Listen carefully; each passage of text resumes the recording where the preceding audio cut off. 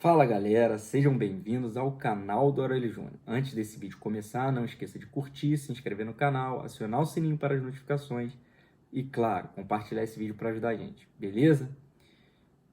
Quais são os reais motivos da eliminação do Flamengo nas oitavas de final da Libertadores?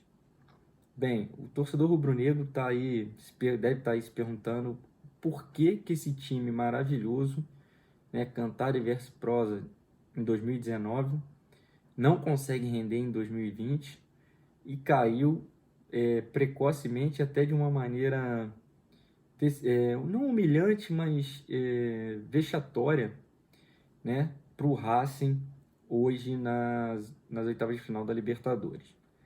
Bem, tudo começou lá no final do ano passado, dezembro, quando no Mundial de Clubes teve aquele bafafá, burburinho que culminou na demissão do Paulo Pelaipe, né? Então, como todos sabem, a política do Flamengo é uma coisa assim nojenta, né? Como qualquer outro clube no Brasil, essa parte associativa em que os caras preferem ter o poder do que ver o time campeão. E essa diretoria do Flamengo foi formada por vários grupos políticos.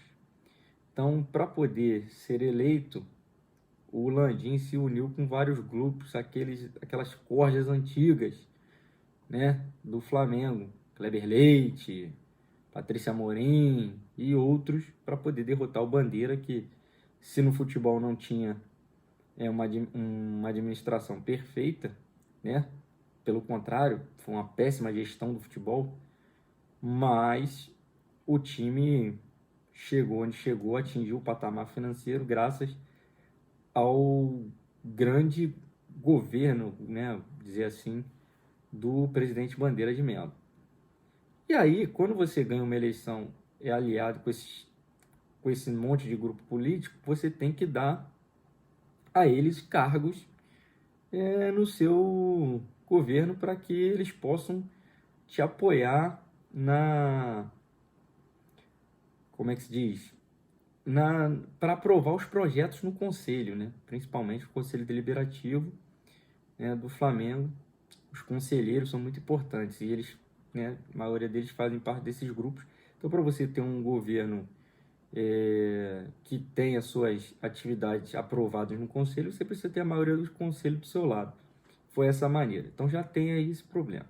Depois tivemos a demissão do Jesus, demissão não, a saída do Jesus, o coronavírus atrapalhou bastante e tal, mas aí chegou o Domi, saiu o Domi, não foi uma boa.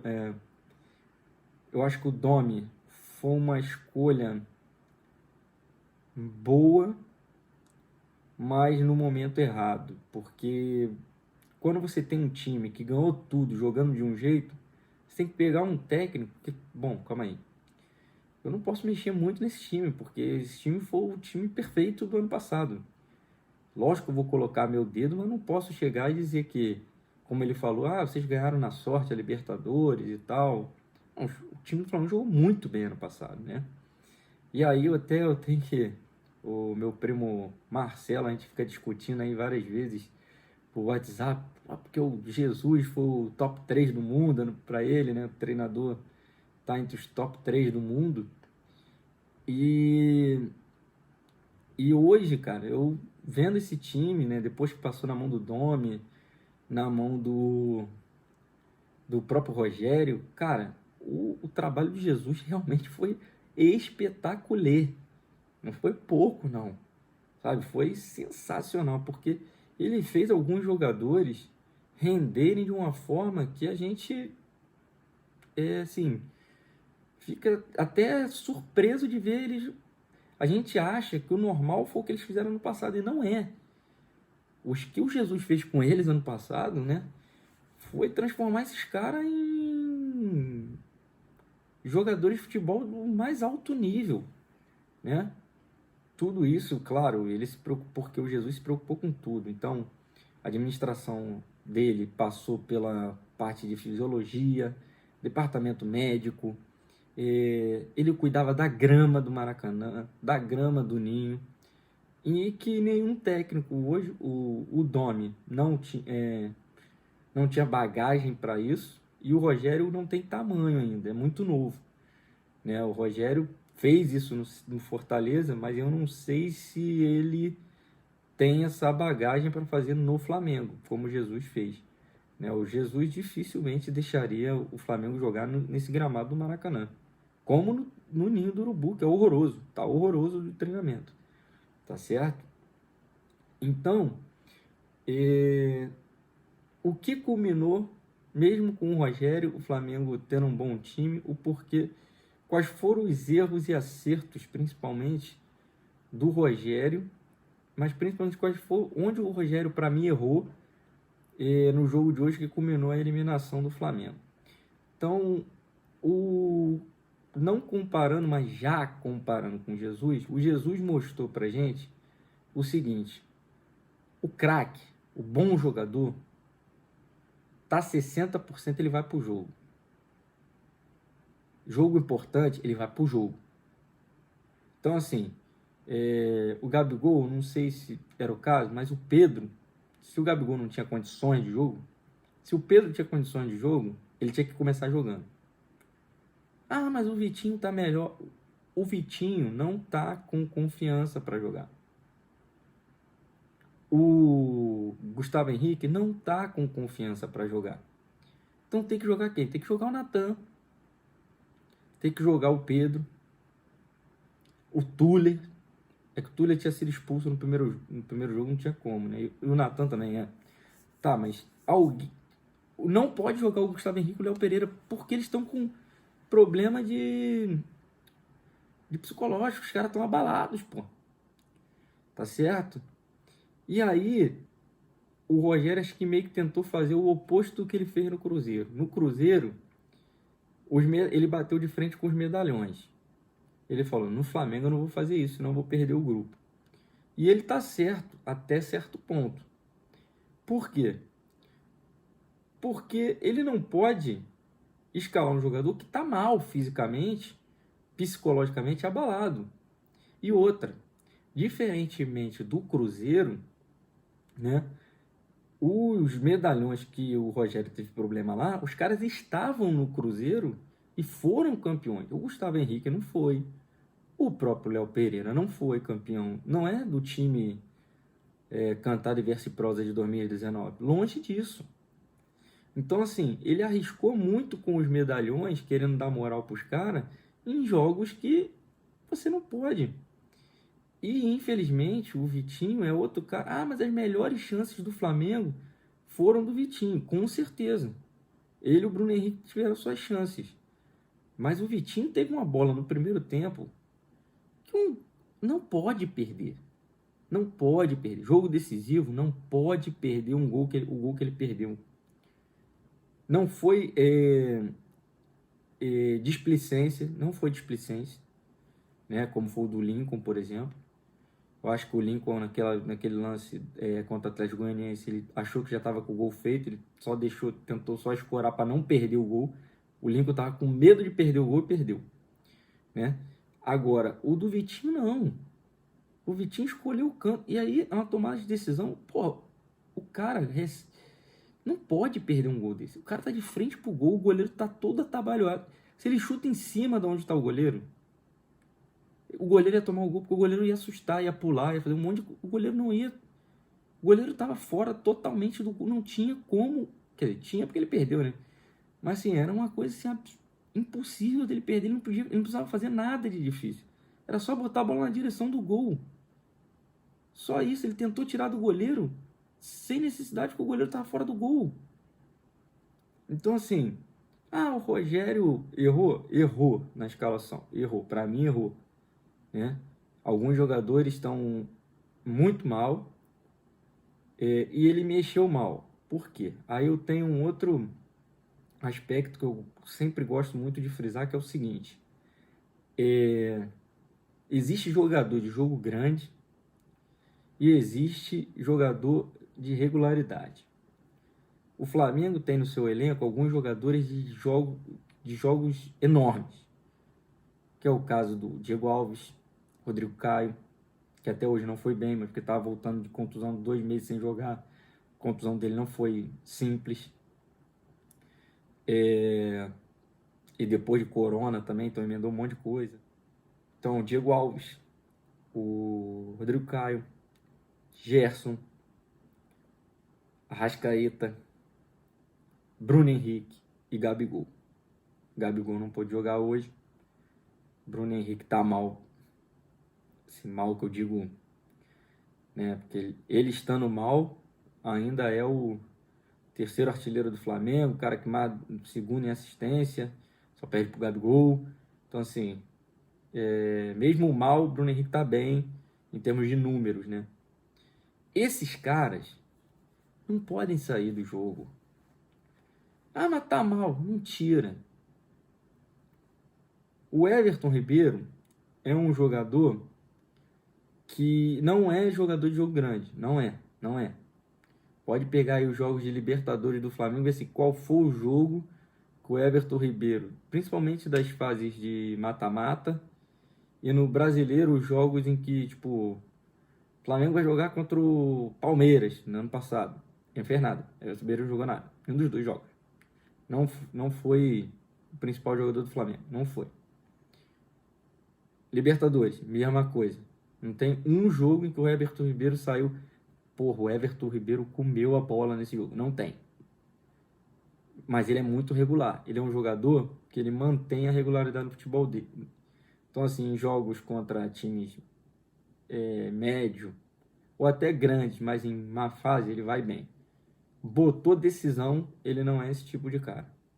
Né? E isso aí é o perfil do jogador. Eu não estou falando que ele é mau jogador, nada disso. Mas, e aí é outra coisa, ele não pode sair. Ah, mas o Rogério precisava mexer no time. Tira o Vitinho, tira o Arão, tira o Gustavo Henrique, tira o Isla, põe o Arão de lateral. Não interessa, meu irmão. Os caras que decidem não podem sair do campo. Porque, cara, isso é normal. O Arrascaeta no Cruzeiro, em 2018, ele jogou pela seleção uruguaia, um jogo, um amistoso, no Japão. Voltou para jogar o último jogo da final contra o Corinthians e fez o gol do título, entrando acho que no segundo tempo.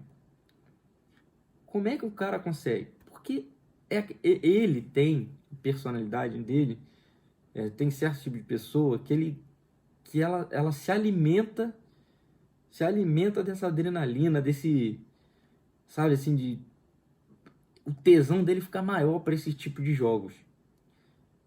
Tem alguns jogadores que ele não muda, para ele é mais um jogo. Para esses caras não. E é nesses jogos que você não pode tirar esses caras de campo. Tá certo? Então isso eu acho que o Rogério errou. Manteve alguns jogadores. O próprio Felipe Luiz, vou dar um exemplo. Felipe Luiz é um cara muito regular, mas não é jogador de jogo grande. Não é. Não é jogador de jogo grande. Hoje, por exemplo, não fez um bom jogo. Normal, fez um jogo normal. Né? Não foi mal, mas também não fez um jogo espetacular. Como na final da Libertadores ele também não foi bem. Né? Então, assim, a gente precisa analisar. Quando você está tendo um jogo, você não pode só se basear pela parte tática. A tática é importantíssima, sem dúvida. Mas você não pode esquecer que quem vai executar essa tática são os jogadores. E muitas das vezes, o jogador ele precisa ser um pouco anárquico a isso. Ele precisa estar um pouco... Quem são esses jogadores? Quem faz essa anarquia no campo? São jogadores diferentes. Tá certo? É um Arrascaeta que, pô, ele tá preso na esquerda e, pô, hoje não tá rendendo, eu vou pro meio. Como foi hoje no lance que o Vitinho perdeu o gol, o Arrascaeta tava na direita. E ele nem olhou pro Vitinho. E ele deu o passe de primeira. Por quê? Porque é um jogador diferenciado. Então, esse para mim foram alguns dos erros que o Rogério cometeu hoje no jogo. Tá? Além disso, pênalti.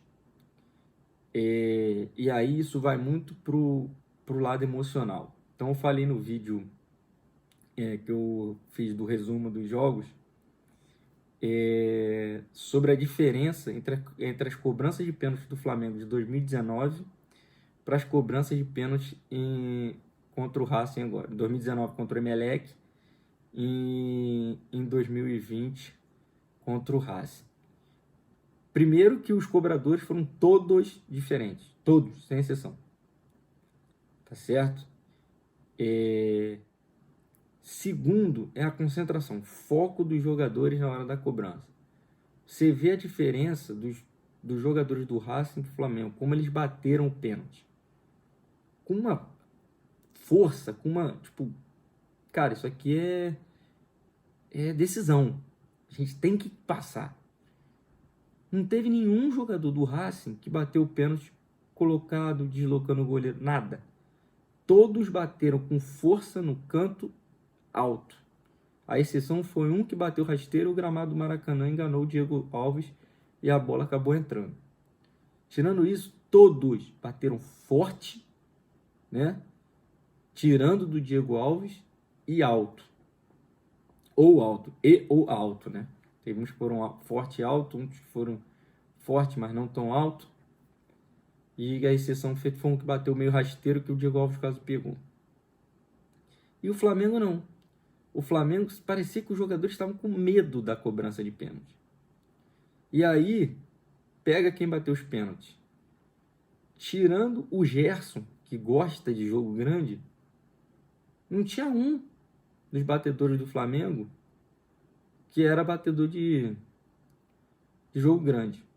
Tirando o Gerson, só. Primeiro foi o Felipe Luiz, não é jogador de jogo grande. O segundo foi o Gerson, né? O terceiro, o Pedro, não é jogador de jogo grande. É bom jogador, mas não é jogador de jogo grande. E o Arão que perdeu. Então, assim, isso tudo influencia. Pega o Flamengo de 2019 que bateu os pênaltis. Rafinha. Isso aí ama jogo grande, Rafinha. Arrascaeta, deita em jogo grande. Gabigol, deita em jogo grande. Bruno Henrique, deita em jogo grande. A exceção foi o René, que não é jogo, mas na decisão de pênalti foi um dos que bateu melhor o pênalti contra o Emelec. Tá certo? E todos bateram com uma precisão, com uma concentração, um foco, com a gana para ganhar, diferentemente desse ano. Então isso tudo influencia. Então o lado psicológico também é muito importante. E aí isso vai também para esse negócio dos jogadores de jogos grandes, né? Então, assim,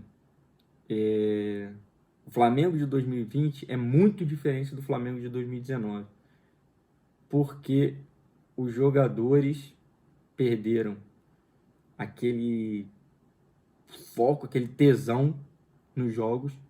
Você não vê mais os jogadores ligados 100%. Eu acho que a comissão técnica aí não é só do Jesus, tá? Mas do Rogério Ceni, mas do Domi também. Não é uma comissão técnica que pensa nisso, e eu me surpreendo o Rogério, porque é um treinador que foi um jogador muito focado, muito dedicado a essa parte psicológica e tudo. Talvez seja o tamanho dele com relação aos jogadores que o Flamengo tem. Talvez o Rogério ainda não tem bagagem para, né, botar banca para cima dos caras, para tipo, fazer os caras focarem. Talvez seja isso. E cara,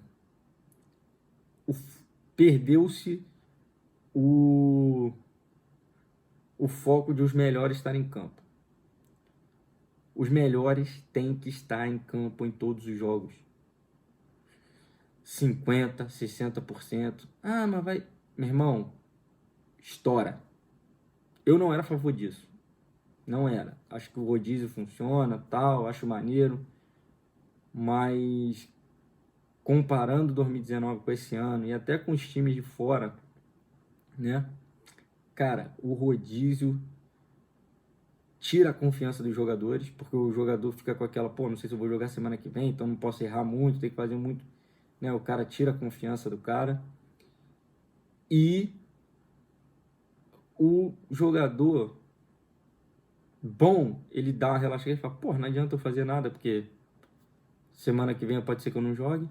E aí acaba. E o ruim fica naquela, tipo assim, pô, eu tô na pressão, cara, porque, pô, eu tô substituindo fulano. Pô, não posso errar, não posso fazer não sei o quê. Então, assim, no 100% a todo momento, com todo mundo, e vai trocando aqueles que se não vai estourar. Beleza, vai estourar? Não joga. Mas eu vou te poupar num jogo pequeno, mas no jogo grande tu vai jogar. É decisão? Vai jogar. Não interessa se... Só não joga se tiver operado, irmão. O Arrascaeta se recuperou com 21 dias de uma operação, o Felipe Luiz também. Tá ruim? Vai jogar. É o melhor que tem? Vai jogar. Sempre os melhores têm que estar em campo. Independente do que aconteça. Beleza? Então é isso, galera. Espero que vocês tenham gostado. Deixa aí o que vocês acharam desse meu vídeo falando sobre os erros, né, que culminaram na eliminação do Flamengo na Libertadores. E antes de sair desse vídeo, não esqueça de curtir, se inscrever no canal, acionar o sininho para as notificações e, claro, compartilhar esse vídeo para ajudar a gente, beleza? Tamo junto, valeu, abraço!